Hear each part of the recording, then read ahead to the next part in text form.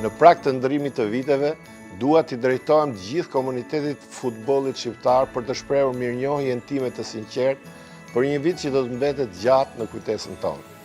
Viti që po lëm pas ka qenë një vit historik për futbollin shqiptar, një vit ku puna, vizioni dhe përkushtimi u kthyen në rezultate konkrete, në fushë, në organizim dhe në rritjen e gjithë sistemit tonë futbollistik.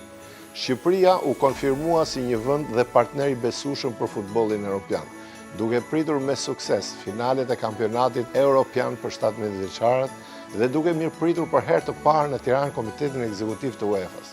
Këto ngjarje treguan se futbolli ynë ka arritur një nivel të lartë profesionalizmi dhe organizimi. Emocionet më të forta na i dhuroi ekipi kombëtar, i cili për herë të parë në histori siguroi kualifikimin në fazën play-off të botërorit 2026. Një arritje që na bëri krenar dhe që dëshmon se ëndrat e mëdha janë të arritshme kur punohet me seriozitet dhe besim. Uroj shumë që ky rrugtim i bukur të kurorëzohet me kualifikimin për herë të parë në finalet e botërorit. Gjatë këtij viti kemi vijuar të investojmë për bazat e të ardhmes, tek fëmijët, të rinj, në futbollin e vajzave, në infrastrukturë dhe në mbështetjen e klubeve. Futbolli shqiptar po rritet në numra, në cilësi dhe në ndikim shoqëror.